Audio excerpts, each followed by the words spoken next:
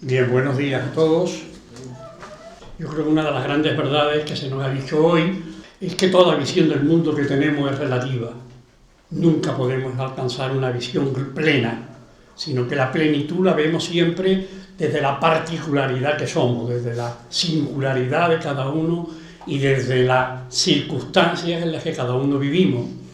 Y hoy una de las cosas paradójicas que se están produciendo en el mundo, yo creo que estamos en una época muy interesante, pero una de las cosas paradójicas que hoy hay en el mundo es que se está dando una occidentalización del mundo. Yo el ejemplo que pongo es China, una cultura milenaria que hoy cada vez más está asimilando elementos de la cultura occidental, de nuestro sistema económico, y al asumir nuestro sistema económico, nuestro sistema científico, etcétera, se asume también nuestra cultura. Está habiendo una occidentalización del Oriente y al mismo tiempo cada vez hay más interés en Occidente por lo que nos puede aportar el Oriente. Estamos viviendo en una época de globalización que inevitablemente tendría que llevarnos al diálogo de paradigmas.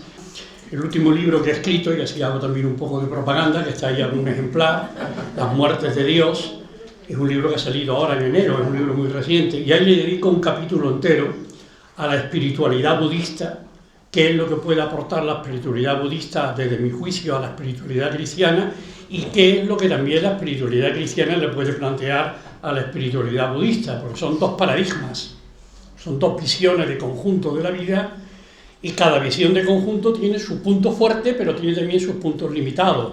Bueno, yo no voy esto a analizarlo, pero yo me voy a centrar en algo mucho más clásico, que es la Iglesia. Y la Iglesia también en una situación paradójica, como la que estamos viviendo. Porque yo creo que tenemos que tomar conciencia de que hoy estamos viviendo el final de una época y el comienzo de otra en la Iglesia, en el cristianismo. Y esto por una razón muy sencilla, porque es que en realidad hoy nos encontramos con que la Iglesia se encuentra con una crisis que no es una crisis coyuntural, sino que es una crisis estructural, y que por tanto nos encontramos con la necesidad de definir un nuevo paradigma del cristianismo y también un nuevo paradigma de la Iglesia, una nueva visión de la Iglesia. Este es el elemento fundamental. Y ese elemento de crisis estructural tiene dos dimensiones. Hoy yo creo que estamos viviendo una crisis interna de la Iglesia Católica y una crisis externa. Yo me voy a centrar en la Iglesia Católica, pero en realidad podríamos afirmar que hoy se está dando una crisis de las iglesias cristianas, no solamente de la Iglesia Católica. Y esto, como digo, a nivel interno y a nivel externo. A nivel interno, porque como veremos ahora, tenemos una nueva visión de lo que es la Iglesia, que ha venido propiciada por los cambios que se han producido en la teología en los últimos 50 años, que nos obligan hoy a comprender la Iglesia de una manera diferente a como se comprendía hace 50 años. Por tanto, a nivel interno se produce un replanteamiento, que además está marcado por algo que también es determinante. Aquí de nuevo hay que recordar la afirmación de Ortega: yo soy yo y mis circunstancias, y las circunstancias forman parte de nuestro yo. Y las circunstancias son que hoy estamos asistiendo no solamente a un replanteamiento de lo que es la Iglesia, sino que estamos asistiendo también a una pérdida de prestigio de la Iglesia.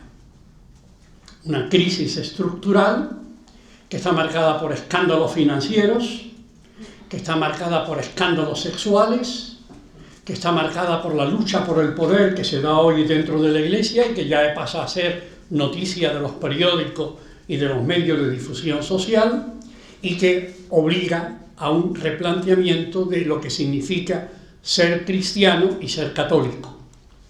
Por otro lado, una crisis externa, porque hoy también se está produciendo a nivel externo un nuevo replanteamiento, que dentro del cual la crisis religiosa es parte de la crisis de civilización que nosotros estamos viviendo. Está muriendo una etapa que todavía está aquí, pero que está muriendo, y está naciendo otra nueva etapa cultural que también está aquí, pero que está todavía en su primera dimensión, si lo queremos, en sus inicios, Quizás una manera simbólica de expresarlo sería que estamos pasando de la cultura del libro a la cultura de la imagen. Y eso significa otro paradigma distinto. Ya lo vemos con los niños. Los niños hoy tienen una facilidad para dominar la cultura de la imagen que los que somos mayores no tenemos y que no somos además capaces de aprovechar las nuevas tecnologías que nos lo ponen a mano. Entonces, en este contexto de crisis, estamos en una crisis. Y se trata de redescubrir la Iglesia. Y yo me voy a centrar en 3 núcleos que voy a intentar exponer en esta conferencia de la mañana. Si no puedo terminarlos, pues lo veremos en la conferencia de la tarde, que va a ser sobre los laicos y que de alguna manera va a ser también una reflexión de eclesiología. ¿Qué es lo que nos aporta a nosotros la nueva comprensión que tenemos del cristianismo y concretamente la nueva comprensión que tenemos de Jesús de Nazaret y de la Iglesia primitiva? Ese es el primer núcleo. ¿Qué es lo que nos aporta a nosotros el conocer de una manera distinta los orígenes? ¿Qué es lo que nos aporta a nosotros el cambio de paradigma que intentó el Concilio Vaticano II y que en parte está todavía por realizarse? ¿Y qué es lo que nos aporta a nosotros los retos con los que nos encontramos hoy enfrentados? Son, como ven ustedes, 3 temas que cada uno de ellos daría para una conferencia, pero que yo voy a intentar de una manera muy breve exponerlo en esta hora que tengo de exposición. Primero que nada, ¿qué es lo que nos ha ocurrido desde el punto de vista de los orígenes? Nos han ocurrido 2 cosas, fundamentalmente, a mi juicio. Una primera cosa, conocer a alguien es conocer su historia. Esto yo creo que es fundamental. Hoy estamos marcados por la evolución, por el devenir.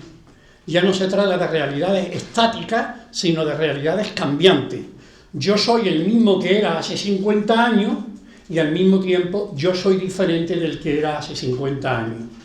Y conocer mi historia es conocer mi identidad. Yo digo a veces, cuéntame tu historia y yo empezaré a hablarte de tu identidad. Pero para eso tengo que conocer tu historia. Y el cristianismo es ya una religión vieja, en el sentido de que tiene 2000 años de historia, y si lo quieren ustedes incluso 1300 años o 1400 años más de prehistoria, el judaísmo. El judaísmo está ahora viviendo ya en el año 3500. Ahora hace poco celebraron el año judío, el aniversario del año judío. 3500 y pico. Entonces, conocemos la historia, y la historia hoy es maestra, nos enseña cosas. Y al mismo tiempo hemos descubierto algo, y esta generación que estamos aquí lo hemos vivido todos. Hemos descubierto la Biblia, el Nuevo Testamento, las Escrituras. Yo me acuerdo cuando yo era un niño, estudié con los Escolapios 11 años, cuando yo era un niño en el colegio de los Escolapios en Sevilla, que es donde yo me he educado, aunque yo no soy sevillano de nacimiento, es la ciudad de mi infancia, porque me fui a vivir a Sevilla con 1 año de edad.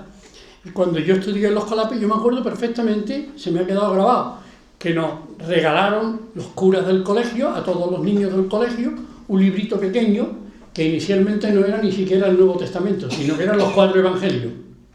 Era el primer contacto que nosotros teníamos con la Escritura.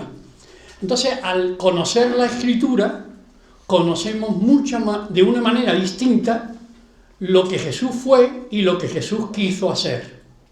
Y al conocer lo que Jesús fue y lo que Jesús quiso hacer, conocemos también de una manera distinta lo que es la Iglesia. Porque la Iglesia es en parte lo que Jesús quiso, pero en parte es diferente de lo que Jesús quiso. Entonces tenemos que analizar eso. Y tenemos que ver qué es lo importante y qué es lo secundario dentro de lo que nosotros somos y dentro de lo que nosotros vivimos. Por tanto, se trata de volver a los orígenes. Y si lo quieren ustedes, de volver al carisma inicial. De volver al origen de la religión para conocer la religión que somos. De volver al proyecto de Jesús para conocer cuál debe ser el proyecto del cristianismo y de la Iglesia hoy. ¿Y cuál es el proyecto de Jesús? Centrándonos ahora en lo eclesiológico, no podemos entrar en otras materias. ¿Cuál es el proyecto de Jesús respecto de la Iglesia que nosotros podemos ahora definir con pocas palabras, porque no tenemos mucho tiempo? Pues Jesús lo primero que constituyó es una comunidad de discípulos. Es decir, Jesús no fundó la institucionalidad de la Iglesia que hoy tenemos. Eso vino luego. Lo que Jesús fundó una comunidad de discípulos, que además tenía un propósito claro, que era doble.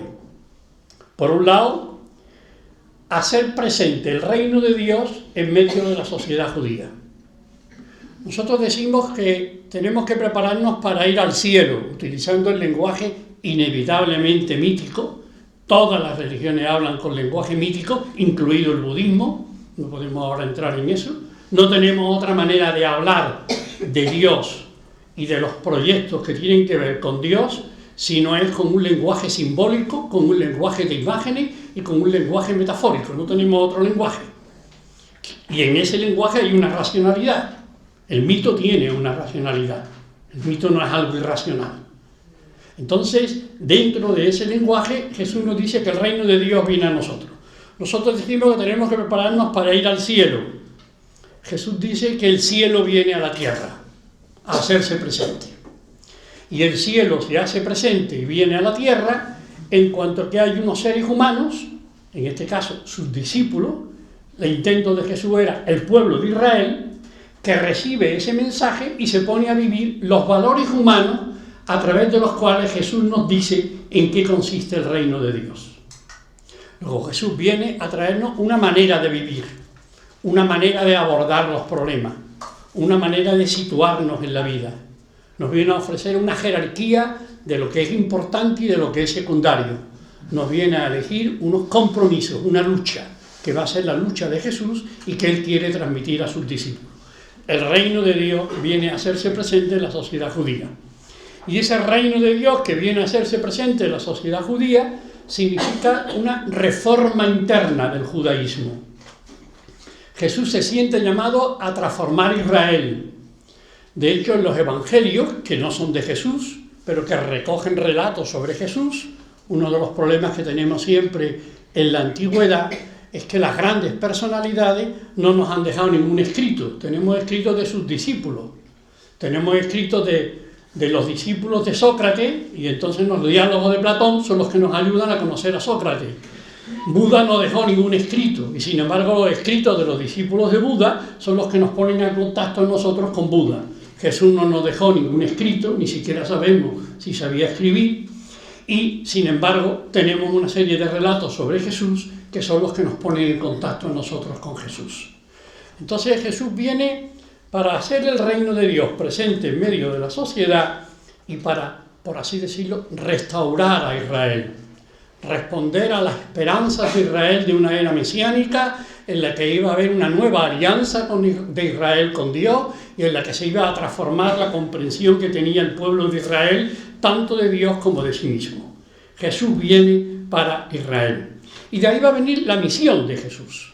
Jesús viene como una misión que inicialmente está circunscrita al pueblo de Israel. Tenemos una serie de textos de los evangelios, no podemos entrar en ello, pero tenemos una serie de textos de los evangelios en los cuales se nos dice que los envía a las ovejas de Israel. Y donde se dice expresamente: no vayáis a tierra de paganos, no vayáis a tierra de samaritanos. Lo que ocurre es que Jesús, que es un hombre, y siendo hombre es hijo de Dios, pero que es un hombre, Jesús evoluciona. Jesús no es estático. Si fuera estático no sería una persona. Jesús va cambiando sus perspectivas. Y lo que nosotros encontramos en los evangelios es cómo se va ampliando el horizonte de Jesús cuando Jesús va entrando en contacto con otras personas que no son judíos y se va encontrando una apertura a la fe y a la manera de entender la vida que Jesús está ofreciendo, que incluso es superior a la que se está encontrando dentro del mismo Israel. En verdad os digo que no he encontrado tanta fe en Israel como en tantas personas. Uno de los pasajes predilectos es la de esa mujer que le dio una lección a Jesús, que es cuando Jesús le dice, respondiendo desde el nacionalismo judío, que el pan de los señores no se puede dar a los perros, y entonces la mujer le responde que hasta los perros comen de la mesa de los amos, y que por tanto, si Jesús de Nazaret realmente es un ser humano, y es un ser humano que es hijo de Dios y que tiene un mensaje para Israel, también ese mensaje de Israel es para los paganos. Y esto es lo que va a llevar a cambiar, esto es lo que va a llevar a cambiar toda la misión de la Iglesia. El ejemplo quizás mayor lo tenemos en Mateo, que es el más judeocristiano de todos, y que nos va a resaltar mucho que Jesús viene con una misión para Israel, y al final nos vamos a encontrar al final del Evangelio de Mateo, capítulo 28, ir a toda la gente y anunciar el Evangelio en el nombre del Padre, del Hijo y del Espíritu Santo. Con lo cual se ha desplazado completamente la misión de Israel al mundo, de Israel a toda la humanidad. Entonces, en este contexto, lo que Jesús hace es crear una comunidad de discípulos. Si quieren ustedes llamar a esto y fundar la iglesia, llámenlo. Pero en realidad no es una fundación de la iglesia, es una fundación de comunidad de discípulos. Entonces, ¿la iglesia cuándo surge? Pues si la iglesia es la confesión de que Jesús es el Hijo de Dios, si la iglesia es el resultado de una experiencia en la que el Espíritu de Dios se hace presente y va haciendo que se genere una nueva visión del ser humano y una nueva visión de Dios, si la iglesia es el resultado de confesar que Jesús, siendo hombre, y esto hay que resaltarlo siempre, siendo hombre, plenamente hombre, además siendo hombre es Hijo de Dios, entonces la iglesia es obra del Espíritu Santo. De hecho, en el credo tenemos un credo que es triádico. Las obras del Padre: creo en Dios Padre, Creador, Señor de la historia, Señor providente; creo en Jesucristo, que vivió entre nosotros, padeció debajo de Poncio Pilato, tuvo una comunidad de discípulos; creo en el Espíritu Santo, y de ahí surge la iglesia. Es decir, la iglesia es el resultado de un proceso trinitario, en el que, por un lado, hay una identificación con el Dios del pueblo judío, que es el Dios creador, que es el Dios Padre, que es el Dios Señor. De hecho, en el Nuevo Testamento, cuando se habla de Dios sin más, siempre se está refiriendo al Dios Padre de la tradición judía, cuando al mismo tiempo se confiesa que Jesús es Hijo de Dios, y cuando al mismo tiempo se confiesa que el Espíritu de Dios se hace presente en medio de la comunidad a través de eso que nosotros llamamos Pentecostés y de eso que nosotros llamamos la presencia del Espíritu Santo. Si nosotros decimos que el Hijo de Dios es el resultado de la encarnación de Dios, de la palabra de Dios que se hace carne en la carne de Jesús de Nazaret, nosotros también decimos que Dios inhabita en todos los seres humanos y inhabita en los discípulos de Jesús cuando Dios se hace presente como el Espíritu de Dios, que es la fuerza, el viento, que es, si lo quieren ustedes, maneras simbólicas de nuevo de hablar de Dios, que es el espíritu, o la espíritu, como se diría en hebreo, la ruá, que se hace presente en los hombres. Entonces, la iglesia es un proceso trinitario. Y las estructuras de la iglesia no las dio Jesús. Jesús no se preocupó de las estructuras de la iglesia. ¿Y por qué no se preocupó de las estructuras de la iglesia? Por una razón muy sencilla, sobre todo, porque Jesús vivía en lo que nosotros llamamos escatología cercana. Es decir, Jesús creía que el final de los tiempos estaba muy cercano. Recuerden ustedes que hay expresiones en los evangelios que se mantienen cuando los evangelios se escriben 40, 50, 60 años después de la muerte de Jesús, en las cuales nosotros nos encontramos afirmaciones como: os aseguro que no morirán todos los de esta generación antes de que esto se cumpla. Jesús está convencido de que con la llegada del reino de Dios y con la experiencia de Dios que Jesús está teniendo y que Jesús está transmitiendo a los demás, estamos viviendo ya la etapa final de la historia. Y va a necesitar pasar un tiempo para que los cristianos vayan comprendiendo que eso se alarga en el futuro. Entonces, si realmente el fin está próximo, lo que hay que prepararse es para el fin, pero no prepararse para una larga estancia en la historia, 2000 años para nosotros los cristianos, que sí va a necesitar una estructura y que sí va a necesitar unas instituciones y que sí va a necesitar unas mediaciones para que el cristianismo no se pierda. Por eso, en realidad, la creación de la iglesia es una creación post-jesuana. Jesús pone las bases en cuanto que nos va a dar la manera de vivir, en cuanto que nos va a dar la espiritualidad, en cuanto que nos va a dar los valores con los cuales tenemos que afrontar la vida. Ahí es donde nosotros podemos decir que Jesús funda el cristianismo. Pero la iglesia viene luego, porque la iglesia es el resultado de la actividad de los discípulos de Jesús y de otros que no fueron discípulos de Jesús. Nosotros no podemos olvidar nunca que Pablo fue absolutamente fundamental para la construcción del cristianismo, y Pablo no conoció a Jesús, conoció al Cristo de la resurrección, al Cristo de la fe, pero no conoció a Jesús. Y de la misma manera nos encontramos con que el otro gran líder de la iglesia, en la iglesia antigua, en la iglesia primitiva, Hay dos grandes eclesiologías, la eclesiología judeocristiana y la eclesiología pagano-cristiana. La eclesiología pagano-cristiana es la de Pablo. La eclesiología judeocristiana es la de los judaizantes, que le llamará Pablo, los de judeocristianos, de los cuales el gran representante es Santiago, hermano del Señor. Pero Santiago, hermano del Señor, no aparece como uno de los discípulos de Jesús de Nazaret. Incluso en los evangelios lo que se nos presenta es un conflicto entre los discípulos de Jesús y la familia de Jesús. Eso es otro de los elementos que tenemos que analizar en la cristología. Como ya en la cristología Jesús va viviendo, por así decirlo, un conflicto interno entre sus orígenes familiares y la nueva familia que él adquiere, que es la familia de los discípulos. Entonces, en ese contexto nos surge la Iglesia.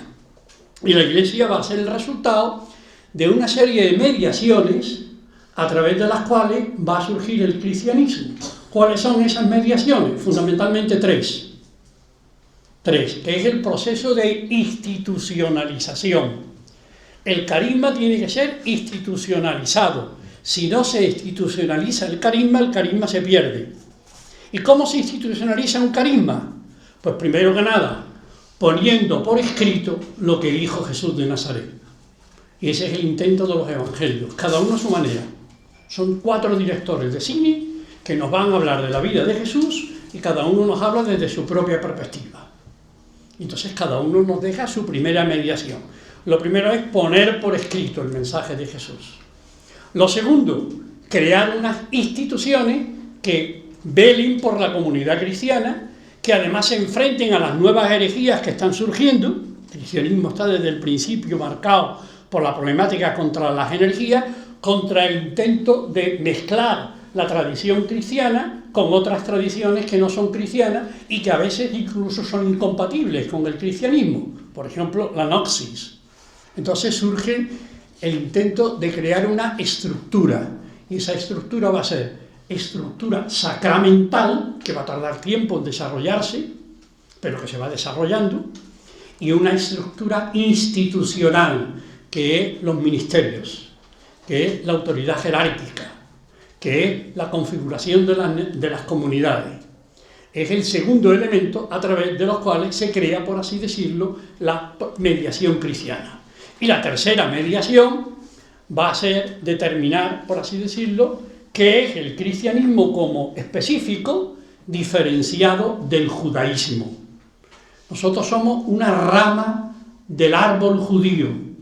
Lo que ocurre es que la rama del árbol judío, que es el cristianismo, se ha convertido luego en un árbol mucho más importante y mucho más universal que el árbol primero que dio lugar al árbol que somos nosotros, el cristianismo, que a su vez se ha diversificado luego en otra serie de ramas que se han constituido en otra serie de árboles. Entonces aquí tenemos los 3 elementos: una mediación que son las escrituras, el canon, una mediación que son los sacramentos y las instituciones, y dentro de ellas los ministerios y la autoridad, y una mediación que es la diferenciación del cristianismo del judaísmo y la diferenciación del cristianismo de otras religiones que van a ir poco a poco surgiendo en el horizonte cristiano. ¿Qué quiere decir esto? Algo que en principio sorprende, pero que sin embargo es determinante. Si Jesús fundó la comunidad cristiana, la comunidad de discípulos, pero no fundó la Iglesia, sino que la Iglesia es el resultado de un proceso que va mucho más allá de la vida de Jesús, entonces cuando nosotros afirmamos con afirmaciones apodícticas, pues que Jesús instituyó los sacramentos, o nosotros afirmamos que tales personas pueden acceder al sacerdocio y tales personas no pueden acceder al sacerdocio porque lo instituyó Jesús, o cuando nosotros afirmamos que los obispos son los sucesores de los apóstoles y que Jesús de alguna manera determinó a los apóstoles y determinó a los obispos y que por tanto hay una línea de continuidad entre los obispos y los apóstoles, estamos haciendo una afirmación que desde el punto de vista histórico no es correcta. Es decir, Jesús no dejó determinada ninguna de esas cosas. Los que determinaron esas cosas fueron los cristianos, inspirados por el Espíritu Santo y reflexionando e intentando aplicar lo que Jesús dijo y lo que Jesús hizo a las nuevas circunstancias que fueron surgiendo. Dicho de otra manera, Los ministerios y los sacramentos son una construcción de la Iglesia. Y esa construcción de la Iglesia es el resultado de dos herencias: la herencia judeo-cristiana y la herencia pagano-cristiana. Y de ahí va a surgir la Iglesia, que va a ir evolucionando a su vez con distintos elementos que se van a ir introduciendo cuando se va produciendo el desarrollo de la Iglesia. La Iglesia evangeliza al Imperio Romano y cristianiza al Imperio Romano, pero el conquistador conquistado, y esto es inevitable. El Imperio Romano romaniza, y si lo quieren ustedes, europeiza al cristianismo. Y si hubiéramos sido consecuentes, que no lo fuimos, cuando el cristianismo se extendió en América, se tendría que haber producido una evangelización de América y tendría que haberse producido de la misma manera una americanización del cristianismo, que no se produjo en buena parte porque hubo una colonización no solamente del continente americano, sino hubo también una colonización de las nuevas cristiandades que iban surgiendo en el contexto americano y que tenían el sello europeo, porque inevitablemente lo que estaba marcando a la Nueva América era el sello europeo, que tenía que fundirse con los pueblos indígenas y con los pueblos precolombinos. Entonces esto nos da hoy una nueva dinámica. No dogmaticemos y sacralicemos cosas que Jesús no dogmatizó y no sacralizó.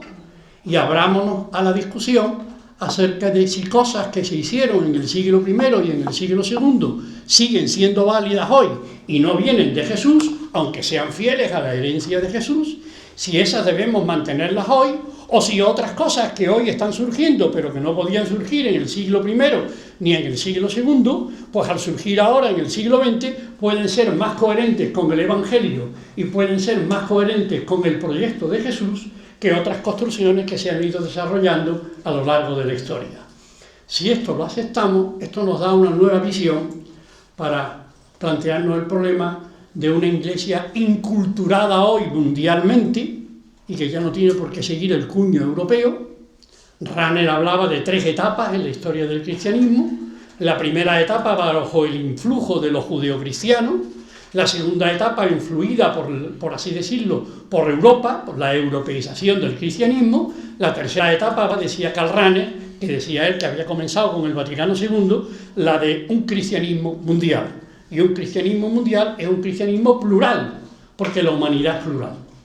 Y si el cristianismo se incardina en África, en Asia, en América, etc., pues habrá distintos modos de ser cristianos. Y habrá una eclesiología que es una eclesiología de comunión en la pluralidad, y no una eclesiología de uniformidad y de homogeneidad, que es la que se ha intentado mantener a lo largo de la tradición europea, que ha durado prácticamente pues 1200, 1300 años. Entonces esto nos da hoy una nueva postura. Problemas como el sacerdocio, la mujer y el sacerdocio. No digan ustedes que Jesús prohibió el sacerdocio de la mujer, demuéstrenlo ustedes si Jesús ni siquiera se planteó eso. Si es que Jesús no se planteó el sacerdocio que tenemos ahora. Si es que eso ha venido luego. Si es que eso hay que verlo de una manera evolutiva. Es que la evolución nos da una nueva luz porque nos permite establecer continuidad con los orígenes, pero al mismo tiempo ser conscientes de que la continuidad está marcada también por la discontinuidad. El segundo libro que yo escribí, el primero era Identidad y Carisma, que lo estoy tratando ahora. Lo principio es Jesús es el carisma y luego viene la institucionalización. La institucionalización está al servicio del carisma, pero el peligro es que la institución puede desplazar el carisma, que es lo que en buena parte ha pasado. Que la iglesia que viene después de Jesús, en parte puede ser la que acabe desplazando a Jesús mismo. Y la historia del cristianismo está llena de esto. Y de la misma manera, la iglesia, el segundo libro mío, Identidad y Cambio. La iglesia es siempre la iglesia de Cristo, pero lo es de una manera diferente. Ser cristiano hoy, ser católico hoy, no es lo mismo que ser católico ni ser cristiano, ni en Trento, ni en el siglo II, ni en el siglo I. La iglesia va cambiando, porque la humanidad va cambiando, y porque los seres humanos vamos cambiando, y porque la palabra de Dios es siempre palabra encarnada en lo humano, y por tanto encarnada en las circunstancias en las que nosotros vivimos. Esto nos lleva, pasemos a un segundo plano, porque se me echa el tiempo encima, el Vaticano II. El Vaticano II es el resultado de esta problemática. En el Vaticano II, recuerden ustedes que hubo una discusión en los años 50, que era la nueva teología. Y la nueva teología lo que buscaba de nuevo era rehacer la teología a la luz del descubrimiento de la historia. Era la teología de la historia, que llevaba a una nueva manera de comprender el catolicismo y una nueva de comprender la historia. El siglo XIX, finales del XIX y el siglo XX ha sido en buena parte las grandes colecciones de la historia. Los Migne, el Migne latino y el Migne griego, donde nos ponemos en contacto con la patrología, con lo que se decía en el siglo II, siglo III, siglo IV. Descubrir cómo la Iglesia tiene una historia. Entonces, el Concilio Vaticano II va a ser un vuelco. Y va a ser un vuelco porque eso quedó bloqueado con la Humani Generis del Papa Pío XII a finales de los años 50, y cuando se eliminó, por así decirlo, de sus cátedras una serie de teólogos renovadores que luego van a ser los grandes padres del Concilio Vaticano II, Derivac, Cheny, Congar, Danielou, Rahner, Juchmann, etcétera, Schillebeck, una serie de grandes teólogos que fueron las grandes figuras del siglo XX y que fueron los que hicieron el Concilio Vaticano II. El problema va a venir después del Vaticano II, claro. Que estos teólogos van a ir pasando a segundo plano, entre otras cosas se van a ir muriendo y van a ir viniendo otras corrientes y otras dinámicas y otras estructuras que de alguna manera van a intentar reconducir el Vaticano II y eliminar del Vaticano II todo lo que tenía el Concilio Vaticano II de ruptura. Yo siempre recuerdo un texto del entonces teólogo joven Ratzinger, cuando Ratzinger, el joven teólogo, todavía no era ni obispo, ni era cardenal, ni por supuesto prefecto de la Congregación de la Fe, y cuando él decía que el Concilio Vaticano II, y ahí está el texto, lo tienen ustedes en uno de los libros que está allí, ahí dice Ratzinger que el Concilio Vaticano II es un antisílabus, es decir, que va en contra de lo que se había dicho en el sílabus que luchaba contra el modernismo. Y la gran acusación de los más conservadores contra el Concilio Vaticano II es que el Concilio Vaticano II se ha abierto a la modernidad. Entonces el Concilio Vaticano II intenta recoger todo esto e intenta reformar el cristianismo a partir de todo esto. ¿Y en qué consisten los retos del Concilio Vaticano II y los problemas que plantea el Concilio Vaticano II? Pues de nuevo, es un concilio que busca la continuidad, siempre la continuidad va a ser un elemento. Se quiere mantener la identidad de la Iglesia y la identidad cristiana, pero la continuidad desde la discontinuidad. Si yo soy yo y mi circunstancia, las circunstancias del siglo XX no son las circunstancias del Concilio de Trento. Y las circunstancias del Concilio de Trento no son tampoco las circunstancias del siglo I, que es cuando se va a crear los fundamentos de la eclesiología primitiva, que son los que todavía nosotros conservamos hoy en el canon del Nuevo Testamento. Entonces, en este contexto, que es el contexto en el cual va a ir surgiendo la Iglesia y va a ir surgiendo el desarrollo del cristianismo, el Vaticano II da varias pautas que son fundamentales y que en parte no las hemos digerido. Y no las hemos digerido porque, como todos sabemos, después del Concilio Vaticano II, sobre todo a partir del final de los años 70 y comienzo de los 80, se produjo una involución respecto de la evolución que había supuesto el Concilio Vaticano II. ¿Y esa evolución en qué consistió? En varias líneas. La primera línea, cuando se hablaba de la Iglesia, y esto arranca de todo el segundo milenio, no de Trento, sino de antes, el gran especialista en la Iglesia en el del siglo XX ha sido un dominico, el padre Congar. Yo he dicho siempre que es el mayor eclesiólogo del siglo XX. Y el padre Congar dice una afirmación que yo creo que es una gran verdad. La mayor revolución que se ha producido en la concepción de la Iglesia se produjo en el siglo XI. Porque en el siglo XI, con el Papa Gregorio VII y la Reforma Gregoriana, se produjo una transformación de la Iglesia y una transformación del cristianismo, que llevó a una papalización de la Iglesia y que llevó a una identificación de la Iglesia con el clero. Esto lo veremos más esta tarde cuando hablemos de los laicos. Entonces el Concilio Vaticano II lo que busca es replantear lo que es la Iglesia. ¿Y la Iglesia qué es? Pues primero de nada, algo que sigue siendo para nosotros de alguna manera cuestionante. La Iglesia es un misterio en el que lo divino se hace presente en lo humano. Y si lo divino se hace presente en lo humano, pues siempre se encuentra afectado por el pecado, porque lo humano siempre es fragmentario, siempre es limitado, siempre está marcado por concreciones que son pecaminosas. Todos los seres humanos somos pecadores, y la historia del cristianismo es la historia de hombres pecadores, desde el primer papa hasta el último, entre medio. San Pedro no fue el primer papa, San Pedro fue un apóstol. Los apóstoles no son obispos. El primer obispo de Roma vino del siglo II, pero esto no lo podemos tocar ahora. Entonces, en ese contexto, lo que nosotros nos encontramos es que el Concilio Vaticano II nos parte del escándalo. Tenemos que identificarnos con esta Iglesia, la que hay, la real, y creer que ahí se hace presente el Espíritu de Dios, lo cual nos plantea muchos problemas, porque hoy para nosotros muchas veces la Iglesia es más un obstáculo para la fe que un apoyo para la fe. Y entonces tenemos que de alguna manera soportar y sobrevivir al escándalo que nos produce la Iglesia y que nos produce además a nuestros conciudadanos, a los que no se sienten cristianos, pero se sienten muchas veces escandalizados por el comportamiento de la Iglesia. Entonces lo primero es, la Iglesia es un misterio. Y dentro de ese misterio, la Iglesia tiene muchos nombres, que son todos fragmentarios. Siempre toda teología es fragmentaria. Y ninguna teología abarca la plenitud ni la pluralidad. Pero dentro de esa pluralidad de nombres de la Iglesia, hay un nombre que destaca el Concilio Vaticano II.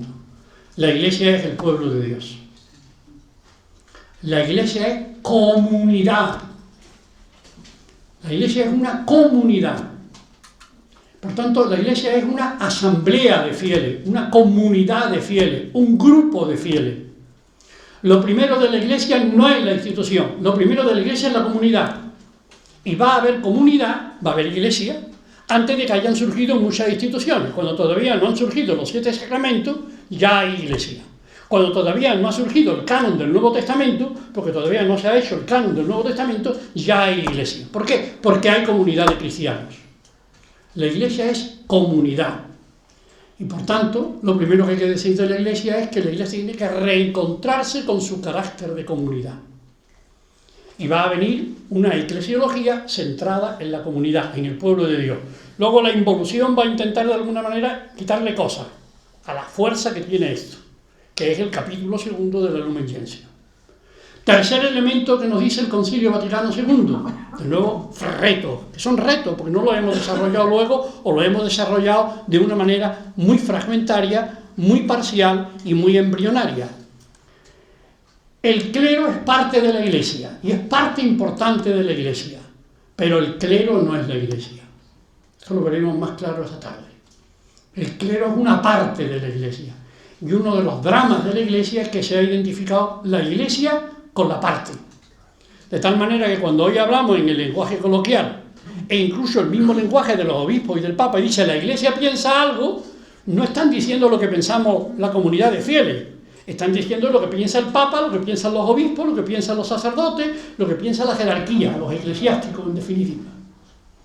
Entonces el Concilio Vaticano II va a intentar crear una eclesiología de comunión, en la que el punto de partida es la comunidad. Hay una comunidad y esa comunidad tiene pluralidad de ministerios y pluralidad de carismas, porque en la Iglesia está presente el Espíritu de Dios, que es el Espíritu de Cristo, y es el Espíritu el que va inspirando y suscitando que vayan surgiendo ministerios y que vayan surgiendo carismas. La Iglesia es ministerial, pero atención, la Iglesia es apostólica, ministerial, y la Iglesia es profética, carismática. La Iglesia es el conjunto de todos los carismas, porque es un cuerpo en el que hay una diversidad. La Iglesia es desde los comienzos plural, no es homogénea. Y por tanto tenemos que recuperar el proceso de que la comunión no significa que todos pensemos lo mismo y que todos hagamos lo mismo, sino que tenemos que asumir la comunión como siendo diferentes, sin embargo tenemos comunión. Si lo quieren ustedes, aplicando una metáfora, en la casa del Padre hay muchas moradas. Bueno, pues en la Iglesia también hay muchas moradas. Hay muchas maneras distintas de ser cristiano. Y eso se ha dado desde el comienzo. pero siendo distintos somos al mismo tiempo comunión.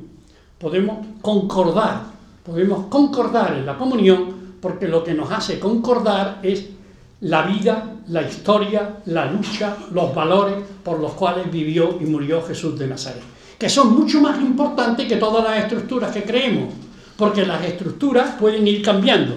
Lo que no puede cambiar es el testimonio de Jesús y la vida de Jesús, porque si cambiamos el testimonio y la vida de Jesús ya no somos cristianos. Hemos perdido nuestros orígenes y hemos perdido el carisma fundacional que nos marca a cada uno de nosotros.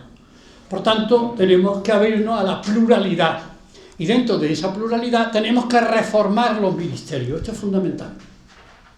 Si no reformamos los ministerios, no podemos reformar a la Iglesia, porque como el problema es que los ministerios, que son una parte importantísima, esencial, se han hecho con el todo, para reformar el todo tenemos que reformar la parte, porque como la parte se ha comido el todo, para cambiar el todo tenemos que cambiar la parte. Entonces el Concilio Vaticano II lo intenta, con los pasos limitados que va dando, porque en muchos pasos le dio miedo, y al Papa Pablo VI le dio miedo. El Papa Pablo VI era un intelectual, como de otra manera distinta lo ha sido Benedicto XVI.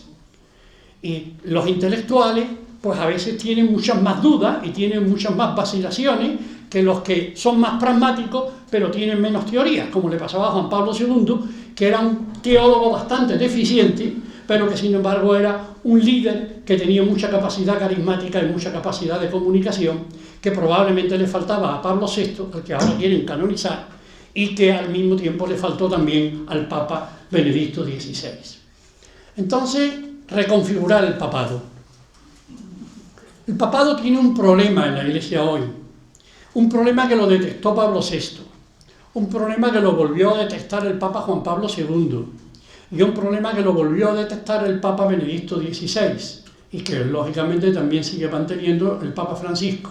Y es que el papado es un ministerio que se confió para velar por la unidad de la Iglesia. Es decir, la Iglesia antigua era por así decirlo, un colegio de iglesias, las 5 grandes patriarcados, 5 grandes zonas, 5 grandes patriarcados, en los cuales en cada patriarcado había un obispo que era el patriarca de ese patriarcado. Y el obispo de la Iglesia de Roma era el patriarca de Occidente y el primado de la Iglesia. Y tenía que velar por la unidad de la Iglesia. Durante el primer milenio, el Papa no se metía en los asuntos que no correspondían ni a su patriarcado, ni a iglesias que no formaban parte del conjunto de iglesias dentro de las cuales desempeñaba un papel fundamental el Papa, que era la península italiana. El Papa, por ejemplo, no intervenía en la iglesia visigoda. El Papa no intervenía en la iglesia franca durante los primeros 1000 años. El Papa solamente intervenía cuando había un problema que ponía en juego la unidad de la iglesia.